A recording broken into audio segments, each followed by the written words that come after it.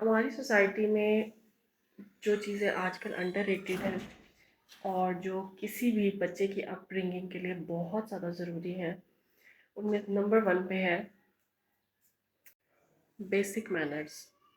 ہماری سوسائٹی میں کوئی اگر 80 سال کا بھی بندہ ہے نا تو اس میں اتنا وہ لیک کر رہے ہیں بیسک مینرس میں، تو وہ اپنی جنریشن کو کیا سکھائیں گے؟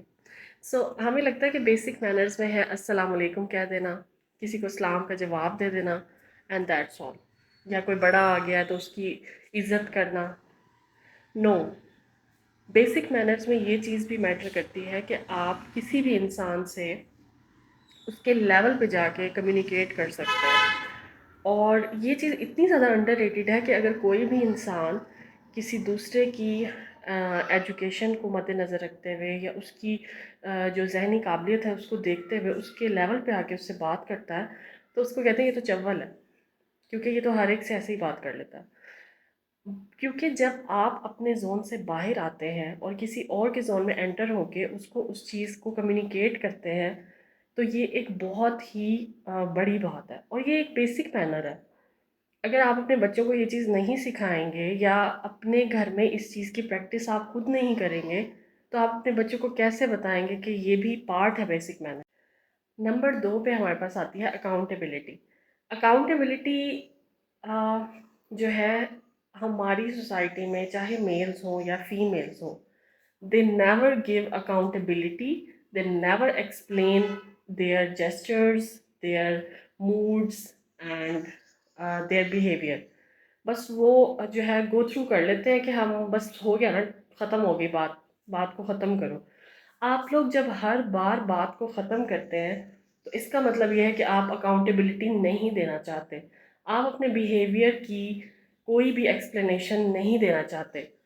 اور یہ کیوں ایسا ہو رہا ہے؟ کیونکہ آلریڈی گھروں میں یہ چیز پریکٹس ہو رہی ہے کہ جب بھی دو لوگوں کے درمیان کوئی لڑائی ہوتی ہے اور جب صلح ہونے لگتی ہے تو بجائے چیزوں کو ڈسکس کرنے کے فوراً سے کہہ دیا جاتا ہے کہ بس نہ بات کو ختم کرو اور آگے چلو۔ تو وہ چیزیں جو دماغ میں رہ جاتی ہیں، جن کی وجہ سے ٹریگر ہوئے ہوتا ہے کوئی بھی انسان، چاہے وہ میل ہو یا فیمیل ہو، چاہے بہن بھائی ہوں، میاں بیوی ہوں یا کولیگس ہوں، وہ چیز اگر ان ایڈریسڈ رہ جاتی ہے نا تو وہ کبھی بھی ریزالو نہیں ہوتی اور وہ ریپیٹ ہوتی ہے، and the vicious cycle continues. And the most under rated thing جو میں کریو کرتی ہوں ہماری جنریشن میں اور ہمارے سے پہلے کی جنریشن میں، اور وہ ہے کلیئرٹی۔ کلیئرٹی اگر کوئی انسان دوسرے انسان کو نہیں دے رہا تو اوبیسلی وہ بھی اکاؤنٹیبل نہیں ہے، اوبیسلی اس کے اندر بھی بیسک مینرز نہیں ہیں۔ کلیئرٹی ایک ایسی چیز ہے جو آپ سامنے والے کو نا ایک پورا سنیریو اس کا چینج ہو جاتا ہے۔ ہمارے سے جو پہلے کی جنریشن تھی انہوں نے بھی دھوکے کھائے، انہوں نے اپنے بہن بھائیوں سے، اپنے رشتہ داروں سے اور ارد گرد کے دوستوں سے دھوکے کھائے، کیونکہ کلیئرٹی نہیں تھی ریلیشن شپس میں۔